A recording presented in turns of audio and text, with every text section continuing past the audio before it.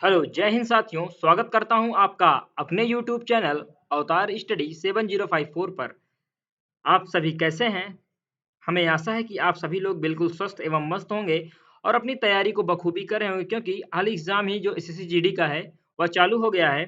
तो आप कड़ी मेहनत कर रहे होंगे अपने एग्ज़ामिनेशन के लिए। तो ये एसएससी जीडी में पूछे जाने के लिए बेहद ही इम्पोर्टेंट टॉपिक था, तरंग गति तथा ध्वनि या वेव मोशन एंड साउंड। तो आपके एग्जामिनेशन के लिए बहुत ही इंपॉर्टेंट होगा। यदि आप इस वीडियो को पूरा देखते हैं, तो आपसे ये तरंग से संबंधित कोई भी क्वेश्चंस आपसे नहीं छूटेगा।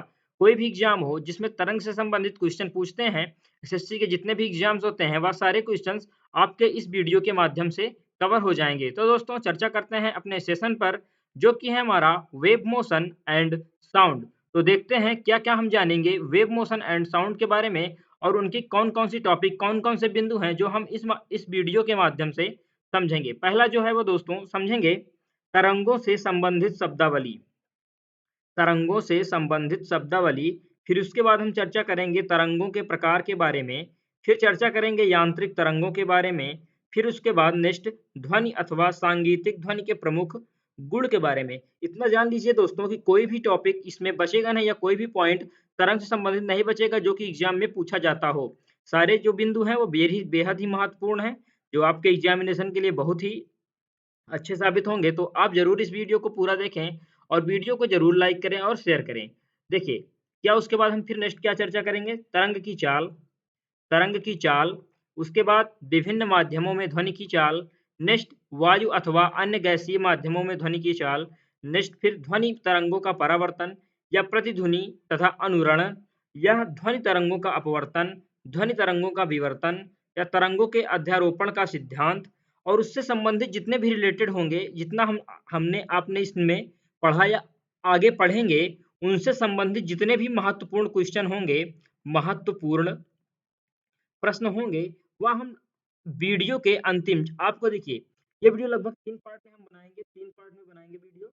लगभग सारी वीडियो 12 मिनट, 11 मिनट इसके मध्यमांतर होंगी। क्योंकि आपको ये वीडियो ज़्यादा बोरिंग ना करे, इसलिए हम वीडियो को शॉर्ट बनाएँगे। आपको समझ में भी आ जाए और छोटे वीडियो में आप अच्छे से भी पढ़ भी लें ना, आपको बोरिंग भी महसूस ना हो। तो हम लगभग 3 वीडियो इसके बनाएँगे, पार्ट 1, पार्ट 2, पार्ट 3।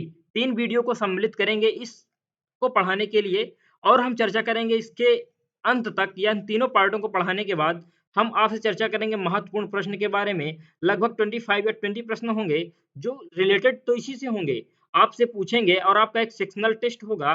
तो आप लोग बताएँगे कि आप लोगों ने इन 3 वीडियो के माध्यम से आपने कितना पढ़ा है।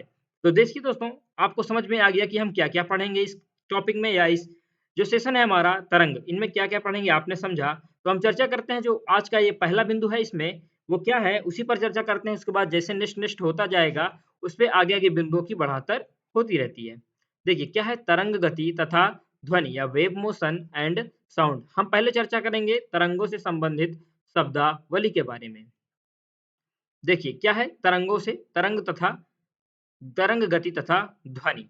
अब आप समझोगे कि तरंग किसे कहते हैं, ना? बताइए, कोई सिंपल सी परिभाषा अगर आपको पता हो तो कमेंट सेक्शन में आप लोग ज़रूर बताएँ कि क्या हो सकती है इसकी परिभाषा। तो ध्यान देना है दोस्तों। देखिए, किसी माध्यम में जो हलचल पैदा कर दे वह क्या है, तरंग। जैसे शांत जल में कंकड़ फेंकना या किसी रस्सी को झटका देना, समझे। कोई भी माध्यम हो, किसी भी माध्यम में हो, किसी भी माध्यम में जो हलचल पैदा कर दे ना, अचानक हलचल पैदा कर दे, तो वह क्या कहलाती है, तरंग। जैसे शांत जल है, उसमें आपने पत्थर फेंका तो उसमें तरंग उत्पन्न हुई। पानी का हिलना या डुलना, उसमें हलचल उत्पन्न हुई तो क्या हुआ, तरंग उत्पन्न हुई। वैसे क्या हुआ कि कोई रस्सी रखी हुई है, उसे हाथ से काट और झटका दिया।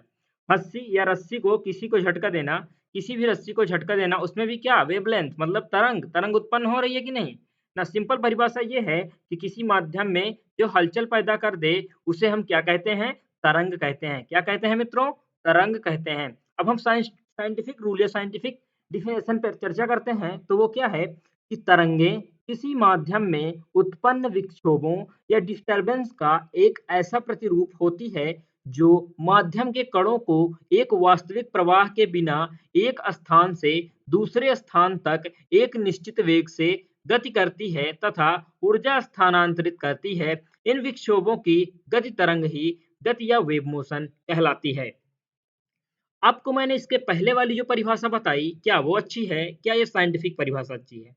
कमेंट सेक्शन में ज़रूर बताएँ ना। तो आपको क्या समझना है? एसएससी, एसएससी में क्या वन लाइनर ना, विस्तार में आपको बिल्कुल भी नहीं जाना है, हम तो बस आपको समझाने के लिए ये सारी डेफिनेशंस लिख देते हैं ना। तो आपको बस इतना ध्यान रखना है कि किसी माध्यम में जो हलचल पैदा कर दे वह क्या है? तरंग है। देखिए इसी में भी एक बार समझेंगे कि तरंग वही है। तरंग किसी माध्यम में जब उत्पन्न विक्षोभ या डिस्टरबेंस का ऐसा प्रतिरूप होती है या ऐसा पैटर्न होता है जो माध्यम के कणों के वास्तविक प्रवाह के बिना एक स्थान से दूसरे स्थान तक एक निश्चित वेग से गति करती है तथा ऊर्जा स्थानांतरित करती है। इन विक्षोभों की गति तरंग गति जो वेव मोशन कहलाती है। मतलब क्या हुआ? आपने देखिए एक रस्सी ऐसे सीधा है ना, आपने इस रस्सी को यहाँ से उठाया और झटका दिया तो ये रस्सी ऐसे ऐसे ऐसे करके तो ये गति शुरू हुई यहाँ से। ये शुरू हुई नहीं, जो माध्यम के कणों के वास्तविक प्रवाह को एक स्थान मतलब यहाँ से दूसरे स्थान यहाँ तक पहुँचाने तक एक निश्चित जितना वेग यहाँ पर होगा, एक निश्चित वेग से जब वह गति करेगी, ऐसे गति करेगी, तो वह क्या कहलाएगा? विक्षोभों की तरंग गति या वेव मोशन कहलाएगा। तो नेक्स्ट पॉइंट क्या है दोस्तों, उस पर चर्चा करते हैं। आपको पता चल गया कि तरंग आखिर किसे कहते हैं।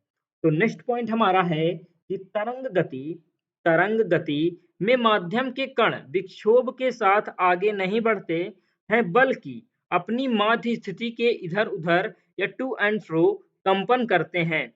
देखिए अभी आपको क्या समझाया गया कि एक स्थान से दूसरे स्थान तक एक निश्चित वेग से गति करती है। एक स्थान से दूसरे स्थान तक एक निश्चित वेग से गति करती है, लेकिन दूसरे बिंदु में ये समझाया गया दोस्तों कि तरंग गति में माध्यम के जो कण होते हैं, वह विक्षोभ के साथ-साथ आगे नहीं बढ़ते। मतलब आपने जो ये बल यहाँ पर लगाया दोस्तों, वह यह बार-बार यहाँ पर नहीं बढ़ता है। तो कैसे ये आगे की ओर बढ़ रहा है? तो ये अपनी माध्य स्थिति, आपने जितना यहाँ पर बल लगाया, वो एक-एक बिंदु यहाँ पर बिंदु देखिए क्या होता है, एक सीधी रेखा मान लीजिए, उस पर एक बिंदु होता है जो हर बिंदु पे ऐसे उठता रहता है, हर बिंदु में मतलब हर बिंदु इतना समझिए एकदम पास-पास बिंदु होता है। उन बिंदुओं के माध्यम से अपनी माध्य स्थिति को इधर-उधर टू एंड फ्रो कंपन करता है, जिसके कारण वह बिंदु एक बिंदु से दूसरे स्थान तक, एक बिंदु से दूसरे बिंदु तक पहुँच जाती है। तो आपको बिल्कुल भी कन्फ्यूज़ नहीं होना है दोस्तों, ना बिल्कुल भी आपको इतना याद रखना है कि किसी माध्यम में जो हलचल पैदा कर दे उसे तरंग कहते हैं और दूसरा जो है कि वह विक्षोभ के साथ-साथ आगे नहीं बढ़ती बल्कि अपनी माध्य स्थिति के इधर-उधर कंपन करती है और आपको लगता है कि उसकी जो बिंदु है वह एक बिंदु से दूसरे बिंदु तक स्थानांतरित कर रही है। वहीं नेक्स्ट पॉइंट पर चर्चा करते हैं दोस्तों। आज अभी ने आपने पहले पृष्ठ में समझा आखिर तरंग है क्या और कितने विक्षोभों के या कितने मध्यम कणों के साथ वह आगे की ओर प्रवाह करती है। नेक्स्ट पॉइंट क्या है दोस्तों, उस पर चर्चा करते हैं। देखिए देखिए क्या है, माध्यम में कंपन करने वाले कणों के वेग या पार्टिकल वेलोसिटी जो होती है मित्रों, वो विभिन्न स्थितियों में भिन्न-भिन्न होते हैं। परंतु क्या आपने समझा कि माध्यम में जो बीचवा वाला भाग होता है, माध्यम में कंपन करने वाले कणों जो ये इधर-उधर हिलता-डुलता रहता है ना, कंपन करने वाले कणों के वेग जो स्पीड है इसकी, वेग या पार्टिकल वेलोसिटी जो है इसकी विभिन्न स्थितियों में भिन्न-भिन्न होते हैं। ऐसा नहीं है कि एक कण इतनी 10 की स्पीड में है दोस्तों, तो दूसरा कण भी 10 की स्पीड में होगा। ऐसा नहीं है बिल्कुल। जो उनकी स्थितियाँ होती हैं, वह भिन्न-भिन्न होती हैं। परंतु क्या होता है कि किसी माध्यम में भी चाहे वह 10 की स्पीड में हो, चाहे वह 15 की स्पीड में हो या 8 की स्पीड में हो, चाहे जितनी स्पीड में हो या उनकी स्थितियाँ अलग-अलग ही क्यों ना हो, परंतु किसी भी माध्यम में तरंग की चाल जो रहती है, वह नियत ही रहती है। क्या रहती है मित्रों? नियत ही रहती है या कांस्टेंट रहती है। कैसे? हम जानेंगे। देखिए ये बिंदु है आपके पास, ये जब ऐसे चलेगी ये बिंदु इधर से पूरा एक बिंदु से दूसरे बिंदु तक चलेगी, तो आपको लग रहा होगा कि यहाँ पर बल अधिक है इसलिए यहाँ पर उठ गया।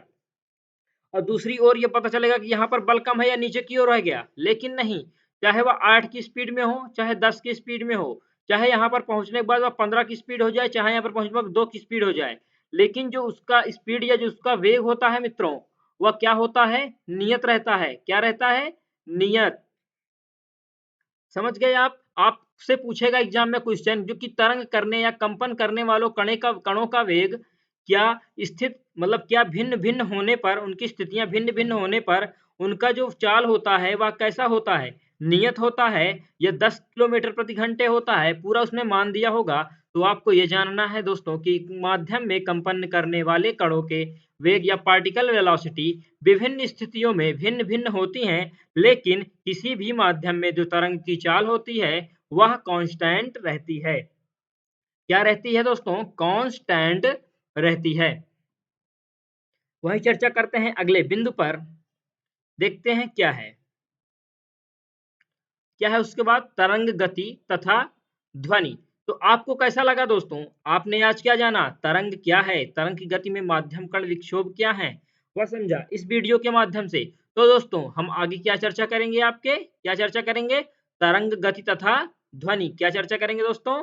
तरंग गति तथा ध्वनि। तो दोस्तों आपको यह वीडियो कैसी लगी? आप कमेंट सेक्शन में अपनी राय जरूर दें और बताएं क्या आपको समझ में आया कि तरंग क्या है आखिर, कि तरंग की परिभाषा क्या है, तरंग के जो भिन्न भिन्न होते हैं उनकी चाल क्या होती है, नियत होती है या नहीं होती है, और उनके जो इधर उधर कंपन करने की स्थिति होती है वह किन कारणों में या किन किन कारणों से होती है वह हम जानेंगे। आपने जाना इस वीडियो के माध्यम से, और पहला जो तरंग था उसमें तरंग की परिभाषा ही आपको बताई गई। तो आपको वन लाइनर परिभाषा अच्छी लगी या विस्तार वाली परिभाषा लगी, ये भी कमेंट सेक्शन में आप जरूर बताएं। तो दोस्तों मिलते हैं हम आपको एक नए वीडियो में, इसके अगले वाले बिंदु के बारे में आपको बताने के लिए हम आएंगे। ठीक है, तो हम मिलते हैं आपको एक नए वीडियो में, तब तक के लिए जय हिंद, जय भारत। आप सभी स्वस्थ एवं मस्त रहें।